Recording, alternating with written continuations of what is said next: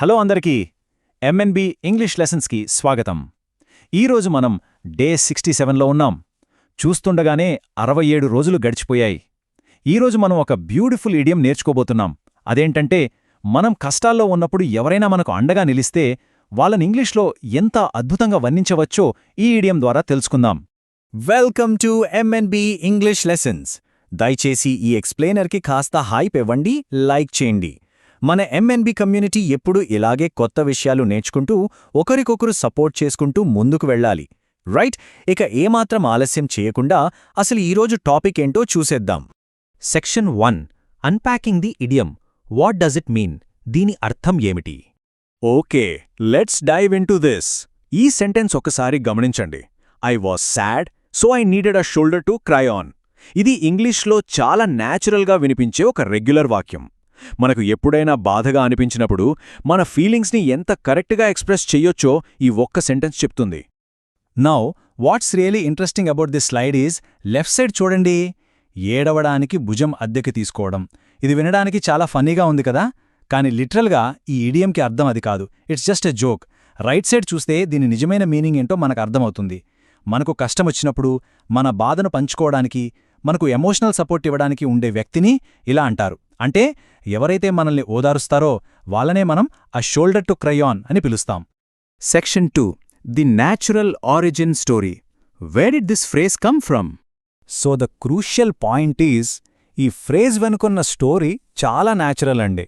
ఎవరైనా డీప్గా అప్సెట్ అయ్యి ఏడుస్తున్నప్పుడు వాళ్ళకిష్టమైన వాళ్ల భుజం మీద ఆటోమేటిక్గా తల వాల్చేస్తారు.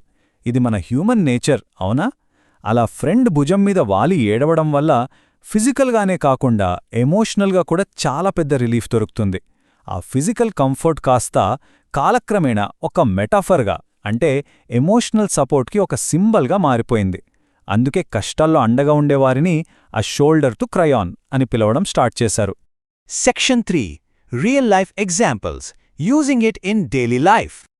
మరి దీన్ని మన డైలీ లైఫ్లో ఎలా వాడాలో ఈ ఎగ్జాంపుల్స్ ద్వారా చూద్దాం. First one, she was a shoulder to cry on when I lost my job. Job పోయినప్పుడు తను నాకు అండగా నిలిచింది అని దీని అర్థం. ఇక second one, he is a great friend, he is always a shoulder to cry on. అంటే అతను చాలా మంచి స్నేహితుడు, కష్టాల్లో ఉన్నప్పుడు ఎప్పుడూ ఒక భరోసాలా ఉంటాడు. అండ్ దిస్ బ్రిలియంట్లీ ఇల్లస్ట్రేట్స్, ఒక మంచి ఫ్రెండ్ కష్టకాలంలో ఎంతలా సపోర్ట్ చేస్తాడో ఈ ఎగ్జాంపుల్ చాలా స్పష్టంగా చూపిస్తోంది. Third one, sometimes all you need is a shoulder to cry on to feel better. అంటే మన లైఫ్లో అప్పుడప్పుడు మన మనసు తేలిక పడటానికి జస్ట్ మనల్ని ఓదార్చే ఒక మనిషి ఉంటే చాలు అని ఇది చెప్తోంది. Section 4 pronunciation practice, speaking it naturally. Let's move to and see how this builds. English మాట్లాడేటప్పుడు మనం పదాలను ఎంత క్లియర్గా పలుకుతున్నామో అనేది చాలా ఇంపార్టెంట్. సో ఒకసారి ఈ ఫ్రేజ్ని బ్రేక్ చేసి ప్రాక్టీస్ చేద్దాం. నాతో పాటు పలకండి. ఏ షోల్డర్ టు క్రై ఆన్. చూసారా, ఇలా బ్రేక్ చేసి ప్రాక్టీస్ చేయడం వల్ల వర్డ్స్ చాలా స్పష్టంగా వస్తాయి. ఆ తర్వాత వీటన్నిటినీ కలిపి ఒకే ఫ్లోలో ఏకధాటిగా పలికినప్పుడు మీ ఇంగ్లీష్ చాలా న్యాచురల్గా, కాన్ఫిడెంట్గా వినిపిస్తుంది.